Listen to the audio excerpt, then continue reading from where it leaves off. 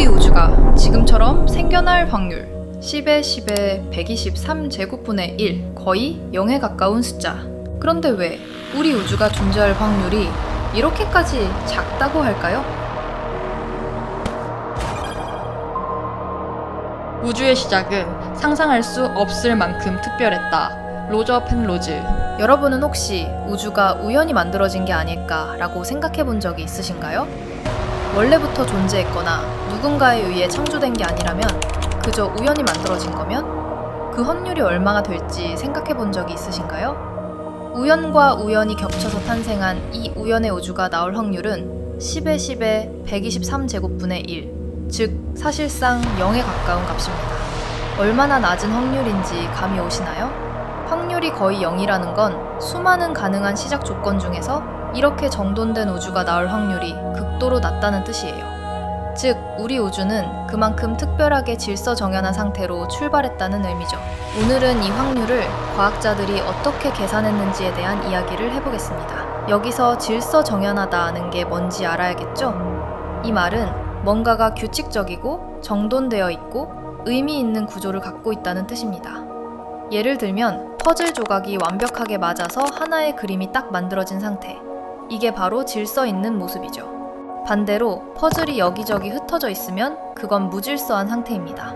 이제 우주 얘기로 다시 돌아가 볼게요. 우주가 처음 생겼을 때 모든 에너지와 물질이 우주 전체에 거의 완벽히 균일하게 퍼져 있었어요. 즉, 우주의 모든 곳에서 온도와 밀도가 거의 같았다는 뜻입니다.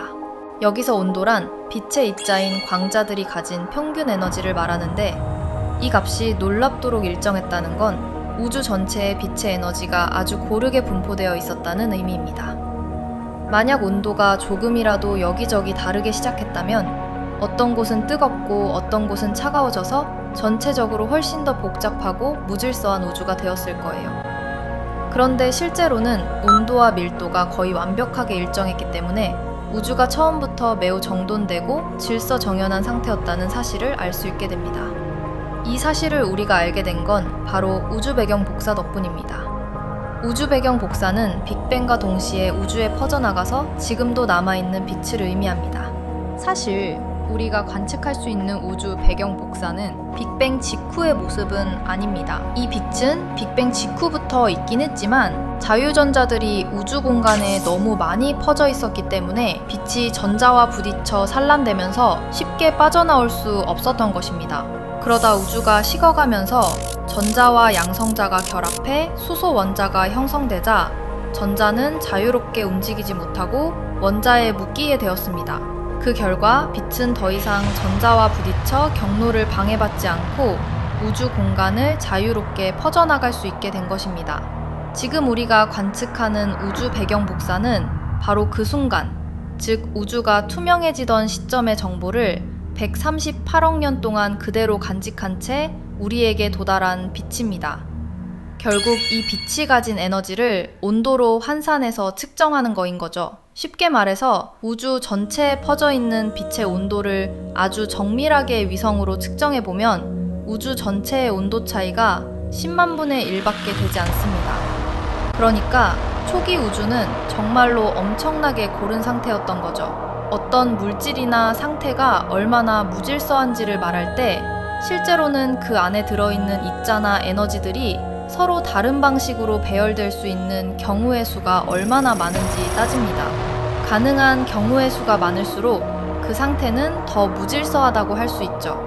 바로 이 경우의 수를 수학적으로 나타낸 게 엔트로피입니다. 사실 엔트로피가 무엇에 비례해서 증가하는지는 천체의 종류에 따라 전혀 다르게 결정됩니다.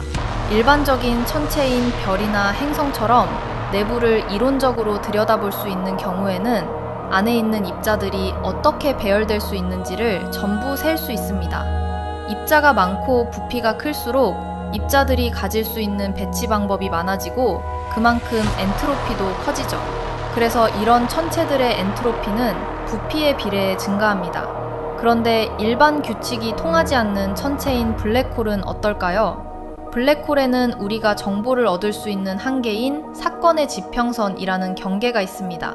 바깥에서는 그 경계를 넘어서 블랙홀의 내부가 어떻게 생겼는지를 전혀 알 수 없습니다. 결국 우리가 볼 수 있는 건 오직 그 표면뿐입니다. 그래서 우리는 일반 천체들보다 더 적은 정보로 블랙홀을 판단할 수밖에 없습니다. 그래서 블랙홀의 내부가 어떻게 되어 있든 표면적이 같은 블랙홀은 바깥에서는 완전히 같은 상태로 보인다고 볼 수 있는 거죠. 그러면 블랙홀은 표면만 보고 판단해야 하니 엔트로피가 일반 천체보다 더 낮을까요? 사실 그렇지 않습니다. 블랙홀 내부는 우리가 전혀 들여다볼 수 없기 때문에 그 안에서 입자들이 어떻게 배열되어 있을지 조합할 수 있는 경우의 수가 엄청나게 많아집니다. 어떤 상자가 있다고 생각해 봅시다. 우리는 이 상자를 열기 전까지 그 상자 안에 뭐가 있는지, 어떻게 배열되어 있는지 모릅니다. 그래서 우리가 상상할 수 있는 모든 경우가 가능하다고 볼 수 있는 거죠. 이 차이 때문에 같은 질량이나 크기의 천체라도 블랙홀의 엔트로피는 일반 천체보다 훨씬 더 커질 수 있습니다. 그럼 우주 초기에 이런 엔트로피가 큰 블랙홀이 많이 존재했을까요? 앞에서 초기 우주는 온도 차이가 매우 균일했다고 말씀드렸습니다. 그렇다는 건 이런 블랙홀과 같은 천체는 거의 존재하지 않았다는 뜻입니다. 블랙홀이 있었다면 빛의 경로가 심하게 왜곡되어 현재 우리가 관측하는 우주 배경 복사에 그런 불규칙적인 온도 변화나 경로의 왜곡 같은 흔적이 남아있어야 합니다. 그런 게 없었기 때문에 우리 초기 우주는 매우 정돈되어 있었다고 말할 수 있는 것입니다. 이게 과연 자연스러운 현상일까요?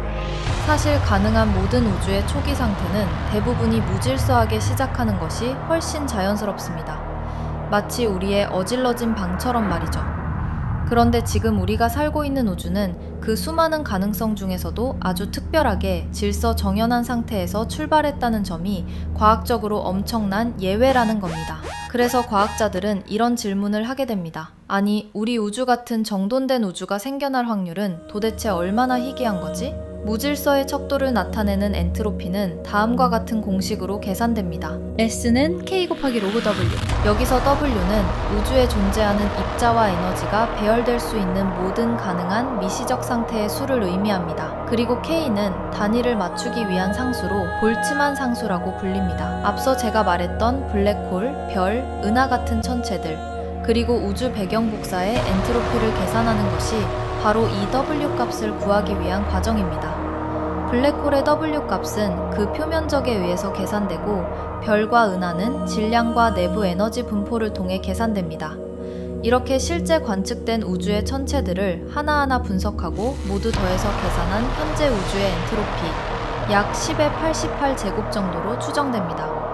반면 우주가 가질 수 있는 최대 엔트로피인 Smax는 이론적으로 우주에 존재하는 모든 물질이 전부 블랙홀로 변한 상태로 가정하여 계산되며 이 값은 약 10의 123제곱 정도로 추정됩니다. 결국 현재 우주에서의 엔트로피는 이론적으로 가능한 최대의 엔트로피 값에 비하면 극단적으로 작은 값입니다. 이 비율은 무려 10의 10의 123제곱분의 1이라는 0에 가까운 확률이 나오는 것이죠. 우리 우주가 이 정도로 특별하다는 것이 놀랍지 않나요? 이 특별한 우주 속에서 태어난 우리 또한 그보다 특별한 존재인 게 아닐까요?